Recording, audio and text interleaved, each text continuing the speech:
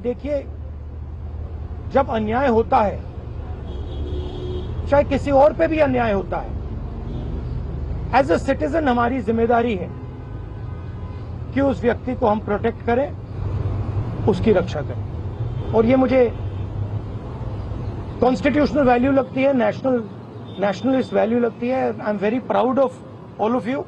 I am very proud of every single young person who has done this. You have done nothing wrong, and the question of accepting your apology does not arise. You do not have to apologize to anybody. You have not done anything wrong. I'd like to say two words in English.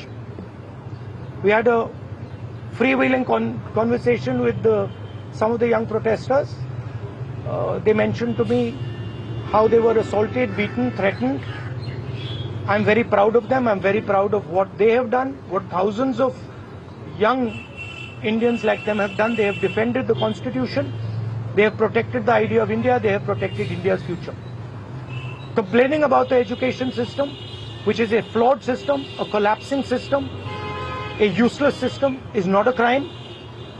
If anything, the system needs to be changed. It needs to be corrected. And that is all they were asking for. They were not doing violence. They were not being aggressive. They were not being nasty. They were beaten. They were assaulted. They are threatened. Accepting their apology, forcing them first, sending gundas to their house. महिलाओं के घर में गुंडा भेजने के बाद forcibly उनसे apology, 15 साल की बच्ची से अपॉलॉजी लेना और फिर उस अपॉलॉजी को एक्सेप्ट करना, accepting that apology is complete nonsense. We do not accept it. We want a education system that works. We want exam leaks to stop, and we want the future of this country, who is them, to be respected and protected. So would you like to say a word? Stop. Hello everyone, मेरा नाम है रिया अहीर. मैं वो लड़की हूँ जो Mumbai police के सामने आ गई थी. यू गाइस से कि ये वो लड़की है जो वायरल हो गई है, जिन्होंने मुंबई पुलिस को रोका था. बट मैं मीडिया से ये कहना चाहूंगी, मैं वो लड़की हूँ जिन्होंने 20 बच्चों को अनलॉफुली डिटेन होने से रोका था. Please change your narrative, change your perspective. पर जो भी मैंने किया उसकी वजह से मुझे बहुत हरास किया जा रहा है. ट्रोलिंग नहीं बोलूंगी मैं, क्योंकि ये ट्रोलिंग नहीं है, ये क्राइम है. और सिर्फ यही नहीं, जनता ही नहीं बल्कि पार्टी वर्कर्स भी अभी अपने फेसबुक पर पोस्ट लगा रहे हैं, मेरे बारे में गलत बोल रहे हैं कि मैं जो कुछ भी कर रही हूँ 140 रुपीज में अपनी बॉडी बेच रही हूँ. सर, आप खुद ही सोचिए उनके दिमाग में ऐसा कितनी गंदगी भरी रहेगी कि वो ये बोल रहे हैं. 27 को मैंने क्राइम रजिस्टर करवाया था. आज 5 तारीख है, मेरे हाथ में अभी तक FIR नहीं आया है. ना ये बेटियों को पढ़ने दे रहे हैं, ना ये बेटियों को बचने दे रहे हैं. मैं बस आपसे इतना कहना चाहूंगी कि एज मीडिया हमारी सबकी रिस्पॉन्सिबिलिटी होती है कि जिन बच्चों के लिए मैं खड़ी थी अब वो मेरे लिए खड़े हैं. एज अ सिटीजन हमारी भी रिस्पॉन्सिबिलिटी है कि एक दूसरे के लिए हम खड़े रहें. Thank you. एक सेकंड. हेलो, इनके बारे में मैं कहना चाहता हूँ. इनको पैलेट गन इंजरी हुई थी. ये थोड़ा आपको बताएंगे कि कहा जा रहा है कि पैलेट गन यूज नहीं की गई. ये आपको थोड़ा बताएंगे. मेरा नाम नूतन टोप्पो है और मैं झारखंड से बिलोंग करती हूँ. और प्लेट गन मैं अपने आंखों से देखी थी कि हमारे साइड वो गन पॉइंट किया हुआ था और जैसे ही मैं मुड़ती हूँ ऐसे पीछे से मुझे गन फायर किया गया. और मुझे अच्छी तरह से पता है, मुझे गन से ही फायर में लगी है, प्लेट गन से ही लगी है. बस मुझे ये पता है. पर जब देश में जंतर मंतर 20 तारीख और जब अन्याय के खिलाफ हमें खड़ा होने का मौका मिले, हम खड़ा होंगे जरूर. मैं फरहानाज उत्तर प्रदेश से आई हूँ. मैं एज अ ग्रेजुएशन स्टूडेंट हूँ. लेकिन हम जब 20 तारीख को जंतर मंतर पे एकदम पीसफुल होके प्रोटेस्ट कर रहे थे, ये पुलिस के गुंडे बहुत बुरी तरीके से हमको मारे. इतने बुरा इंजर्ड करने के बाद में ये लोग हम लोगों पे ये बोलते हैं कि अगर आप कार्रवाई करोगे तो हम लोग भी डायरेक्ट कार्रवाई करेंगे. देन उसके बाद भी जब इनसे ये नहीं बना तो ये लोग कहने लगे, ये पुलिस का कहना था कि इनका नाम, क्योंकि मुसलमान नाम से इन लोगों ने जज किया कि मैं फरानाज, पहले इन्होंने मुझे मारने के बाद बस में बिठाया, 3 घंटे तक लिटरली रखे और फिर उसके बाद बोलते हैं कि नाम क्या, मैंने कहा फरानाज। इनकी लिस्ट अलग बनाई जाएगी क्योंकि ये लोग देशद्रोही हैं। तो सर, अगर हम लोग शांति से प्रोटेस्ट कर रहे हैं, क्या हम देशद्रोही हैं? क्योंकि हम लोग नॉर्मल लगा रहे थे वंदे भारत और भारत माता की जय, उसके बावजूद भी हम लोग को मारने के बाद देशद्रोही बोलते। तो ये इन्होंने हमारे साथ किया। उसके साथ साथ सोशल मीडिया पे लगातार आ रहा है कि अरे ये लोग सिर्फ देशद्रोही पना करने गए थे। तो मेरा यही कहना है कि अगर आप लोग इस तरीके से करते रहोगे, लेकिन हम लोग बाज नहीं आएंगे, हम हक के लिए, अपने देश के लिए हमेशा खड़े रहेंगे। जय हिंद, जय भारत। मेरा नाम भरत बानाइत है। मैं नागपुर से आया था जो जंतर मंतर के लिए प्रोटेस्ट किया था। उस प्रोटेस्ट में मैं 20 जून से था, पर 20 जुलाई को हुआ वाकया, तो हमने धर्मेंद्र प्रधान के लिए जो इस्तीफा मांगा था, उस इस्तीफे के लिए इन्होंने इतना अत्याचार किया, इतनी बर्बरता की शायद हमने अमित शाह का इस्तीफा मांग लिया होता तो इन्होंने हम पे सीधा गोलियां चला दी होती, बॉर्डर बना दिया होता जंतर मंतर को। मुझे इस तरीके से लगता है क्योंकि हमने जो सहा है, मैंने खुद कईयों बच्चों को एम्बुलेंस में डाला जो ब्लीडिंग हो रही थी, उनसे ब्लीडिंग हो रही थी, मैंने उनको डाला तो सामने जाके उनको रोका गया था।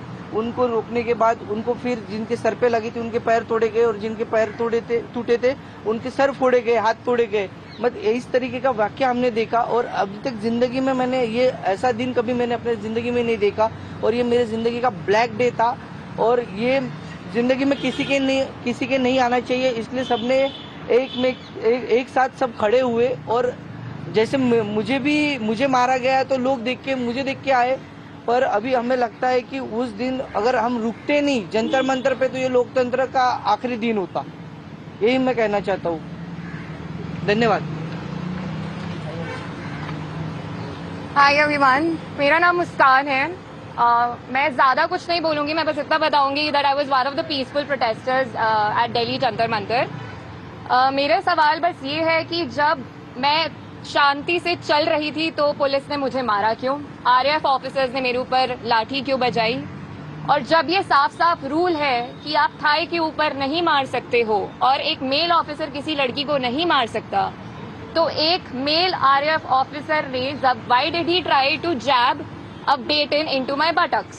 मेरा बस इतना सा सवाल है। और अगर इसके लिए जिसको भी उसने ऑर्डर दिया था, अगर वो आके मुझसे माफी मांग ले तो मुझे भी बहुत खुशी मिल जाएगी। एंड सेकेंडली, क्योंकि मैंने बोला कि मेरा नाम मुस्कान है, मैं एडिशनली ये भी ऐड करना चाहूंगी कि सरनेम मेरी शर्मा है। और ये मैं इसीलिए बता रही हूँ क्योंकि आजकल हर कोई मान के बैठा है कि मैं मुस्लिम हूँ और इसीलिए मुझे और ज्यादा गालियां मिल रही हैं।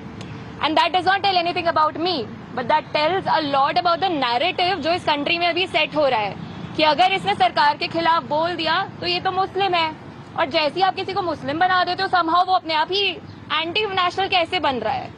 तो हम इस नैरेटिव को बहुत ज्यादा आजकल फॉलो कर रहे हैं और ये जितनी भी ट्रोलिंग आजकल हो रही है इंटरनेट पे, जितना भी हरासमेंट हम लोग फेस कर रहे हैं, ये इस कंट्री का नैरेटिव बताता है बहुत साफ साफ। थैंक्स। आप सब लोगों से सवाल है कि आप कह रहे हो इंटिमिडेट किया जा रहा है, आप कह रहे हो डराया जा रहा है, आपके ऊपर एक्शन हो रहा है, even then you are standing here, what makes you standing here? No, but I want to say something else. Yeah. Which is even more powerful. Yes. That there are young people who are standing here in front of India's press. But Amit Shah and the Prime Minister don't have the courage to stand here. अगर ये बाहर जाएगा उसके बाद हमें रोज और गालियां पड़ने वाली हैं। What makes you standing here? They are क्योंकि Indian. कल को मेरे साथ गलत होगा, मेरे साथ कोई आके खड़ा नहीं होगा अगर आज मैं दूसरों के लिए आवाज नहीं उठाऊंगी। और ये ऐसी country, to be very honest, जिन लोगों को मेरी सुरक्षा करनी चाहिए उस दिन मैं उन्हीं लोगों से पिट रही हूँ। So as a woman of this country, please tell me where am I suppose to go to for my protection? मुझे बस आप इतना बता दीजिए। Just 1 second. One second. मेरा बस एक सवाल है जो भी ये देख रहा है उनसे, क्या जस्टिस आपको सिर्फ तभी मिल सकता है जब आप कोई कॉन्स्टिट्यूशनल वर्कर हो, या आर्टिकल 14 के हिसाब से जस्टिस सबके लिए इक्वल है? ये मेरा सवाल है। So no. Last thing I want to say. 1 second. We're not taking any more questions. Last thing I want to say is that for them to come here, जो आपने बोला, it is an act of courage. It is not easy for them to come here. They are facing harassment. They are facing violence. they are facing torture, and I'm very proud that they have the courage to speak so eloquently, so beautifully about what they're feeling. And these are exactly the type of youngsters that this country needs. There's thousands and thousands of them, and I'm extremely proud of what they have done.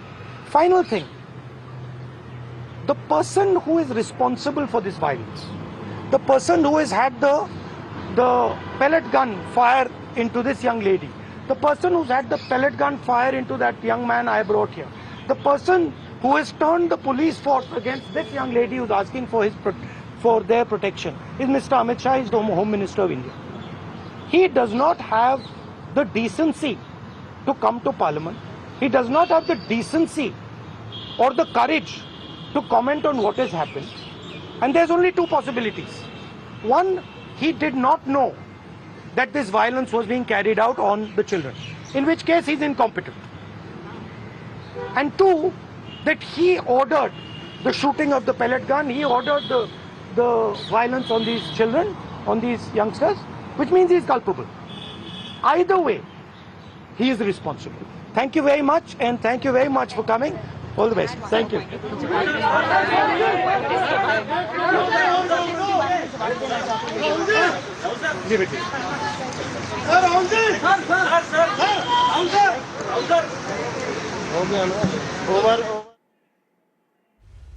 शहांमध्ये संसदेत येऊन बोलण्याची हिंमत नाही असं राहुल गांधी यांनी म्हटलंय.